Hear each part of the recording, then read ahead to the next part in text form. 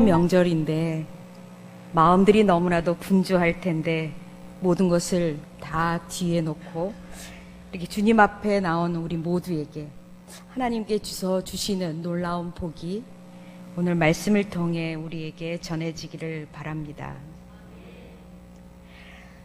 몇 년 전에 졸업했음에도 불구하고 제 마음속에 남아서 안타까운 그 마음을 늘 갖게 하는 졸업생 여학생이 한 사람 있습니다. 참으로 넉넉한 집안에 귀한 딸로 태어났습니다. 그런데 그만 부모의 이혼으로 한순간 그 여학생은 그 가정의 걸림돌이 되고 말았습니다. 어머니, 아버지 모두 이 딸을 양육하고 싶어 하지 않습니다. 그래서 이 양쪽 부모의 핑퐁 게임의 희생양으로 자라게 되었습니다. 이쪽 저쪽 양쪽 집을 전전하면서 자랐고 그래서 기숙사가 있는 학교로만 다녔습니다. 비슷한 이유로 우리 학교에 제가 재직하고 있는 학교에 오게 되었습니다. 그러나 학생 간의 관계가 너무나도 원만치 않습니다. 이유는 과잉 행동입니다.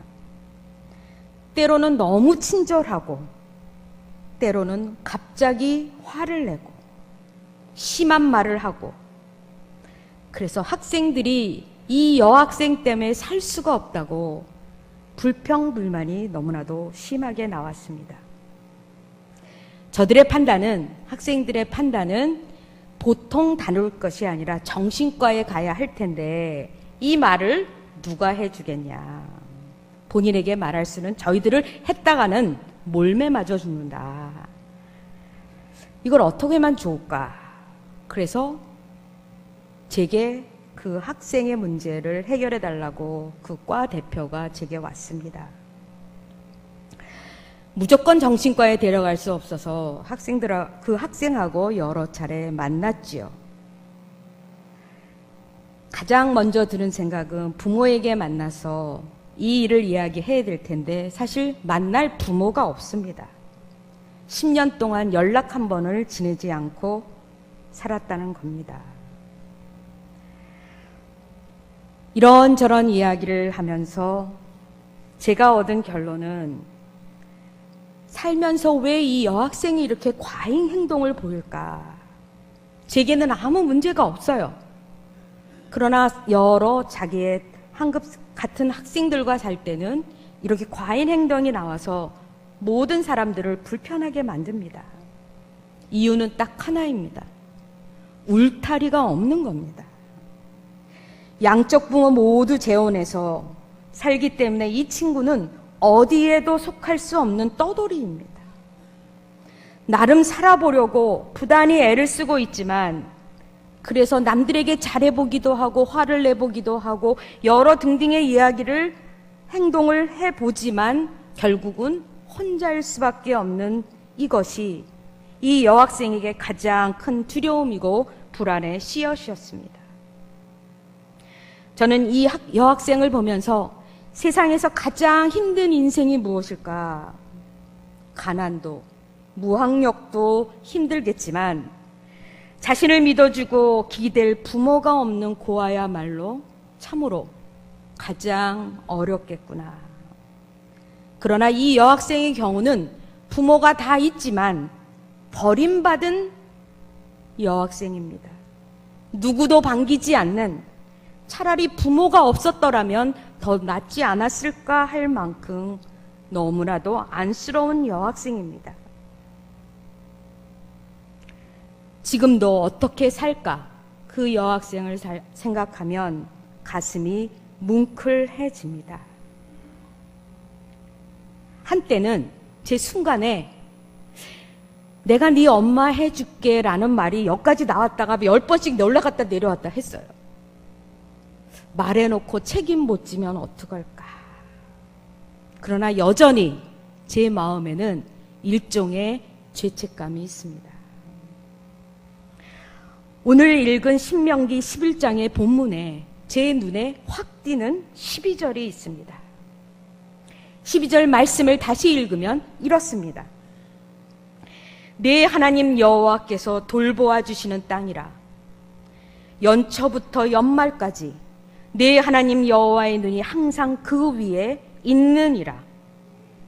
연초부터 연말까지 늘 항상 언제나 이스라엘 땅을 지켜보고 돌보아 주시는 여호와의 눈이 있다는 것입니다. 여호와께서는 우리를 잠시도 잊지 않고 돌보아 주신다는 뜻입니다. 이스라엘의 하나님 여호와께서는 이스라엘은 물론 우리와도 깊은 언약 관계를 맺고 계십니다. 하나님께서는 우리 한 사람 한 사람을 택하셔서 하나님의 자녀로 삼아 주셨습니다. 그래서 하나님은 우리의 어머니요, 아버지요, 부모님이십니다. 우리는 하나님의 것이고 하나님은 우리의 것입니다. 여기 내 하나님 여호와라고 하셨습니다. 여호와 하나님은 나의 하나님이십니다. 우리는 혼자나 고아가 아니라 여호와의 눈으로 평생 연초부터 연말까지 돌봄을 받는 그런 사람입니다. 많은 무신론자나 설사 신을 믿는다 하더라도 많은 사람들은 하나님이 없다고 혹은 하나님 없이도 살아갈 수 있다고 장담하기도 합니다. 그분의 은혜와 도움 없이도 모든 사람들은 피조물은 살아갈 수 있다고 생각합니다. 2006년에 세계에 놀라운 책 한 권이 나왔습니다. The God Delusion이라고 하는, 한국말로 만들어진 신이라고 하는 책이 리처드 도킨스라고 하는 이 영국 사람에 의해서 나왔습니다. 1년 후 2007년에 한국에서 번역이 되었습니다. 그래서 2017년까지 무려 72세나 이 번역판이 나왔어요. 아마 지금쯤 그는 100만 장자 이상이 되었을 겁니다. 이 책은 KBS TV 책을 말하다의 메인 도서가 되었고 뉴욕타임즈 연속 베스트셀러가 되었습니다. 도킨스는 과학자인데 과학을 연구하다 보니까 이 우주에 어느 곳에도 하나님은 존재하지 않다. 스스로 자연의 법칙에 따라 움직일 뿐이지 거기에는 어디에도 하나님의 신의 존재를, 흔적을 찾을 수 없다고 강력히 주장을 합니다. 그래서 신은 없다. 모든 종교는 틀렸다. 사람들은 신을 믿기 때문에 오히려 전쟁과 기아와 빈곤의 문제들이 더 생긴다고 신을 없애자고 주장을 하고, 이 책에 매료된 젊은이들은 도킨스에 영광하면서 무신론자가 되고 교회로부터 점점 떠나고 있습니다.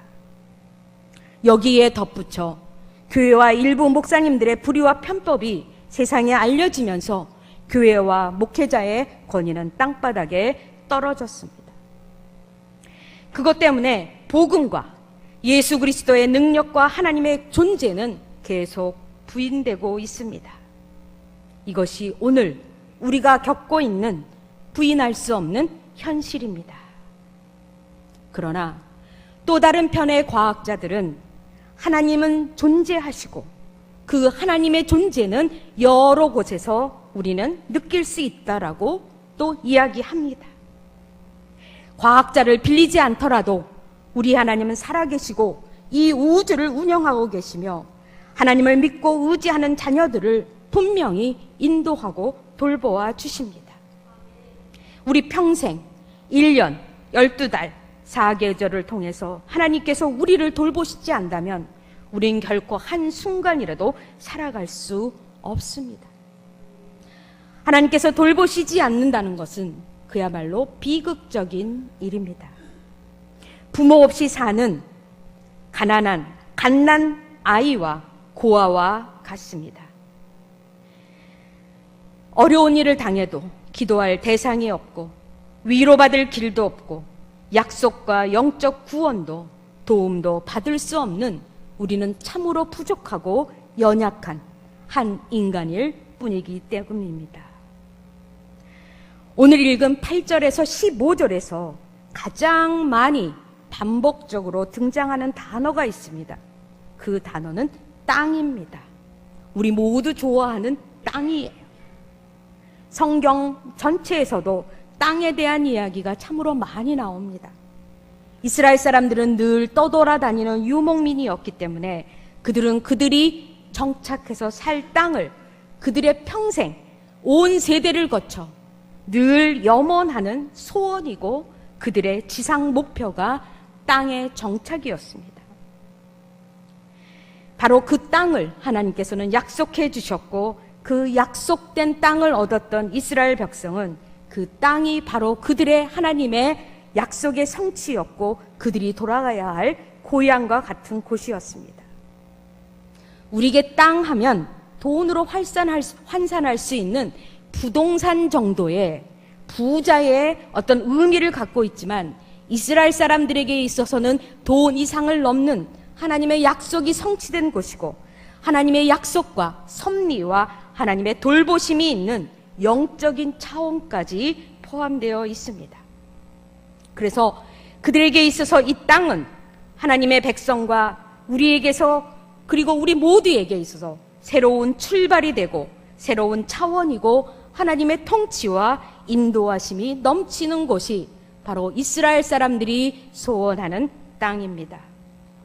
이스라엘 사람들은 가나안 땅, 팔레스틴 땅에 들어가지만 그 영토에만 그들의 발을 딛는 것이 아니라 하나님이 통치하시는 그 세계면 그곳이 어디든지 바로 그곳이 하나님의 땅이고 하나님의 약속의 성취가 되는 곳이었습니다. 우리는 한반도라는 대한민국 땅에 살고 있습니다. 이스라엘 백성처럼 땅에 대한 열망이 우리는 그렇게 크지 않습니다. 내 이름으로 된 땅 문서는 없지만 우리는 우리가 살 수 있는 우리 땅이 있습니다. 여기에 땅은 우리가 여호와 하나님의 자녀로서 살아가는 삶의 자리가 우리에게는 바로 땅입니다. 하나님께서 약속하신 그 땅은 젖과 꿀이 흐르는 땅이요 산과 골짜기가 있어서 물대기가 좋아 우리의 일상이 우리가 평생 살 수 있는, 누울 수 있는 그런 곳이 바로 하나님이 약속하신 땅입니다. 무엇보다도 가장 중요한 것은 그 땅을 하나님께서 돌보아 주신다는 겁니다. 연초부터 연말까지 여호와의 눈이 항상 지켜보고 돌보아 주신다고 약속하고 계십니다. 연초부터 연말까지 하나님의 눈이 우리가 사는 이 땅에 머물 때 무엇보다 우리의 기도가 하나님의 은혜와 능력에 의해 응답될 수 있습니다. 우리가 하는 사업과 학업과 때로는 무서운 질병으로 인해 우리의 육신과 영혼이 지칠 때 하나님께서는 놀라우신 치유와 은혜와 지혜로 우리를 새롭게 살아가게 복을 주십니다. 하나님의 눈이 우리가 사는 이 땅에 우리에게 머물 때 우리는 슬픔 가운데서 가슴 아파하며 외로이 눈물을 흘릴지라도 다시 한번 일어설 수 있게 위로와 용기와 힘을 주시는 분이 바로 여호와이십니다. 사랑하는 성도 여러분, 우리는 설날을 맞이하는 어떻게 보면 새해를 2번을 맞이하게 됩니다. 다시 한번 우리의 마음을 다잡는 그런 시점에 왔는데 여러분 무엇을 결심하고 어떻게 2019년을 다짐하시겠습니까?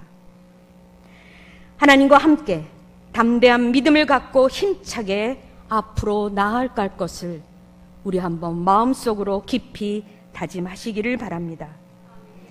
하나님의 성호를 깃발로 삼고 찬양하며 나아갑시다. 하나님께서 우리를 보살펴 주시니 우리의 문제를 주님께 맡기고 기도하며 살아갑시다.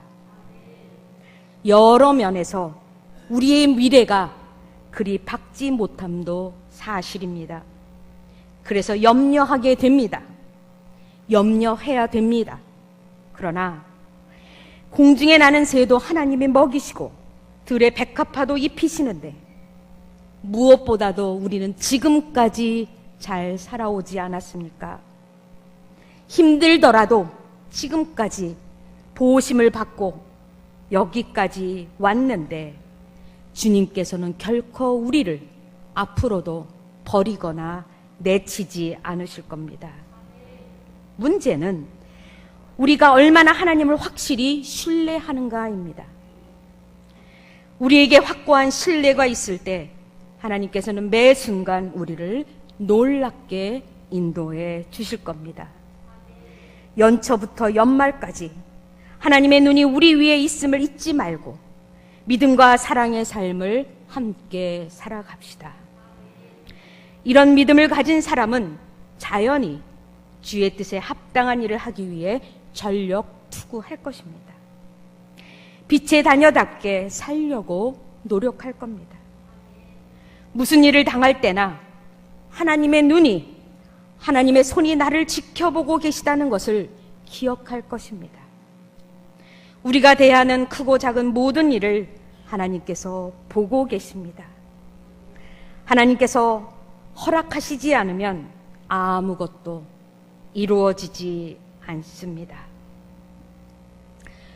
저는 설교를 할 때마다 고민이 있습니다.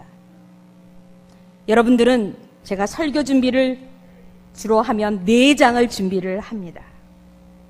4장 정도 간단히 할 수 있지 않을까. 사람의 능력에 따라 조금 다릅니다. 근데 사실 저는 설교를 준비하면서 가장 많이 제가 고민하고 쓰는 시간이 있다면 제가 써놓은 설교를 읽으면서 제게 묻습니다. 정말 너는 네가 쓴 설교대로 믿느냐? 그렇게 말할 수 있을 만큼 네 속에 있는 진짜 얘기를 하냐, 아니면 듣기 좋은 이야기를 하고 있느냐? 제게 있어서 설교 준비에서 가장 힘든 부분입니다. 그래서 늘 때로는 토요일 저녁이 되면 제가 고쳐요. 여기까지는 내가 자신할 수 없는데 오늘 설교를 할 때 더욱더 저는 그런 마음을 이틀 동안이나 금요일과 토요일 동안 평생 연초부터 연말까지 언제나 하나님의 눈이 너를 지키고 돌보시고 있다라고 하는 이 말에 책임질 수 있냐라는 이 말을 저는 되뇌이고 정말 이 설교를 끝까지 갈 건가 말 건가를 고민을 많이 했습니다. 그래서 어젯밤에 그래도 여기에는 내 고백이야 하고 늦게 잠이 들었습니다. 아침에 일어나서 비가 몹시 쏟아지더라고요. 너무 많이 장마비처럼 와서 나갔는데 제 차 뒤에 벤츠차가 딱 버티고 있는 거예요. 전화번호도 없어요. 앞뒤로 또 다른 차가 있습니다. 정말 난감해요. 밀 수도 없고. 제가 가끔씩 부르는 택시 기사에게 전화를 했더니 지금 병원 입원 중이랍니다. 124에 전화했더니 봉동에서 차를 보내주겠대요. 그때가 8시입니다. 나 목사님한테 전화를 했지요. 여차하니 혹시 내가 늦더라도 예배를 진행하시오. 제가 그 안에는 가지 않겠습니까? 정말 울고 싶었어요. 그러는데 우리 아파트에 가끔 얼굴을 본 아저씨가 개를 들고 나오시더라고요. 아저씨, 죄송한데요. 저 약수터까지 택시 타는 데까지만 좀 데려다 주세요. 택시도 안 잡히네요. 그럽시다. 그러니까 제가 얼마나 다급하게 얘기했으면 그분은 그저 그럽시다. 그래서 그 분이 차를 가지고 나와서 차를 타고 나왔어요. 그래서 저는 약수터에서 내려서 택시를 탈 생각을 했더니 어디까지 가십니까? 효자동 교회에 갑니다. 차를 탔으니 그냥 가시죠. 저는요, 죄송하다, 고맙다 이런 말을 할 여지도 없이 그저 감사합니다. 그저 고맙습니다. 그냥 민망하지만 그냥 갈게요.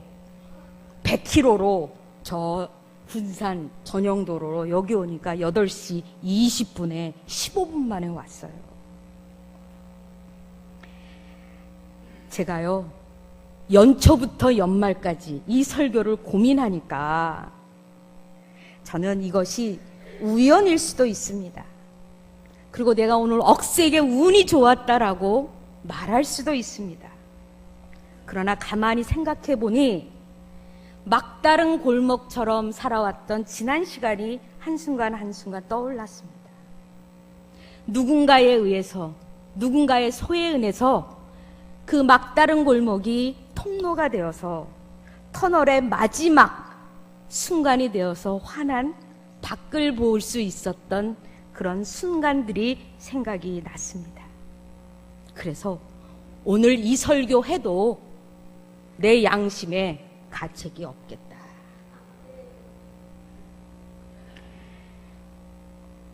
하나님의 눈은 온 땅을 두루 살피시며 그를 진심으로 의지하는 이들을 지키시고 필요한 모든 것을 그의 뜻에 따라 채워주십니다. 하나님의 눈은 지금도 우리의 마음과 행동을 살펴보고 계십니다. 하나님의 눈은 불꽃과 같아서 우리의 모든 것을 헤쳐보고 계십니다. 혹시 내 생각과 내 생활이 하나님 보시기에 합당치 못한 것이 없는지 스스로 돌아봐야 할 것입니다. 하나님께서 우리의 잘못을 모르기 때이기 때문에 고백하라고 하는 것은 아닙니다. 다 알고 계십니다. 문제는 나의 죄를 고백할 때, 이 죄 때문에 내가 아파할 때 우리를 사하시고 우리를 새롭게 변화시켜 주십니다.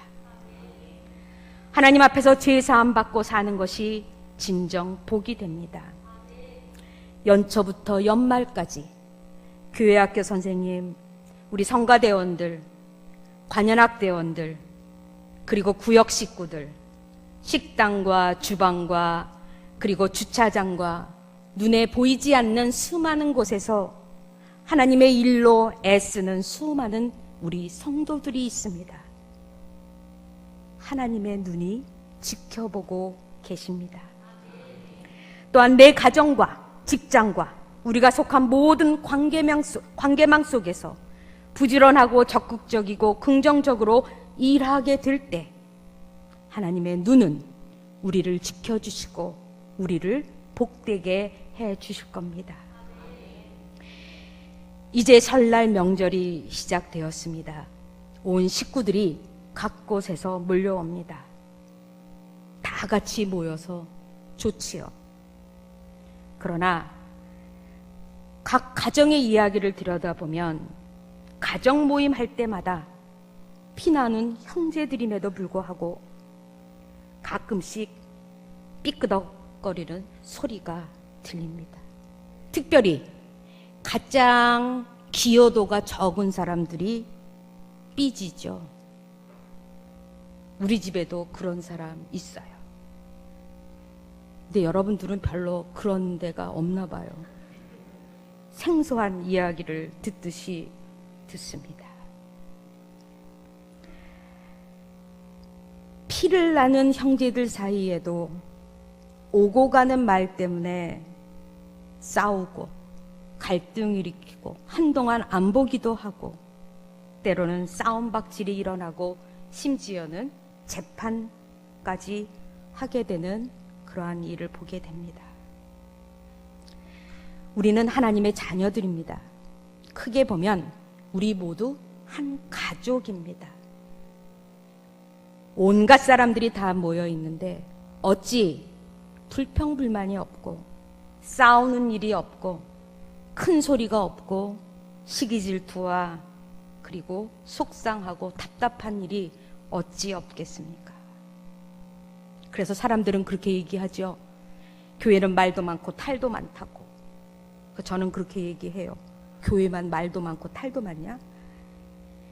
우리 집도 그렇고 국회도 그렇고 신혼집도 그렇다. 버스 안에서 두 남자가 소리를 지르고 싸웁니다.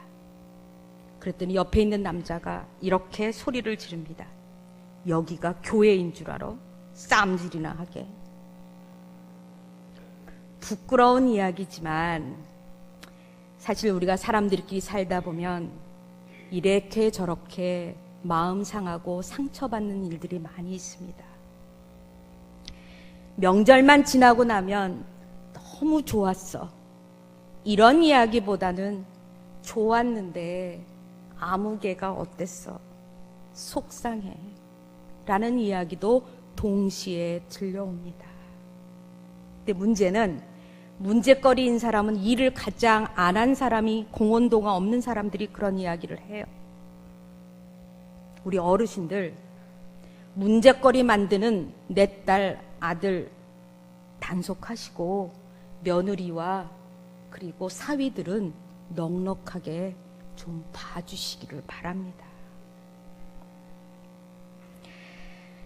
우리 교회는 하나님의 눈만이 아니라 우리 모두가 서로에게 눈이 되어서 지켜봐주고 돌봐주고 다독거려주고 안아주는 그러한 눈이 되기를 바랍니다.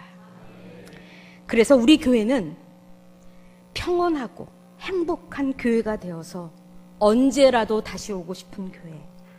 이곳이 바로 내가 머물러야 할 고향이라고 하는 마음을 우리 모두 가질 수 있기를 바랍니다. 연초부터 연말까지 세심하고 철저하게 돌보시는 여호와의 눈이 우리 호자동 교회와 그리고 여기에 속한 모든 가정과 각 사람에게 그리고 흩어져 있는 우리 자녀들과 우리 모든 식구들에게 여호와의 눈이 평생 언제나 함께 있기를 기도하고 또 기도합니다.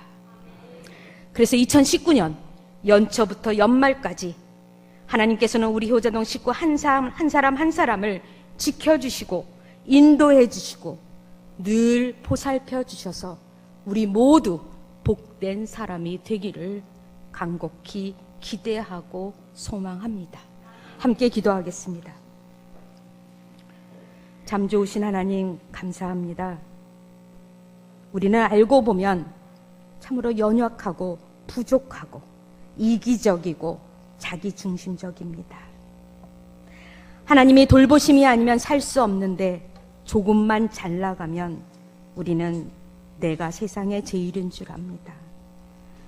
하나님을 인정하고 하나님의 존재를 우리는 늘 느끼고 하나님의 눈에 따라 우리가 살아가고 있음을 늘 감사하고 그 은혜에 감격하면서 살아가는 우리 모두들 되게 하여 주시옵소서.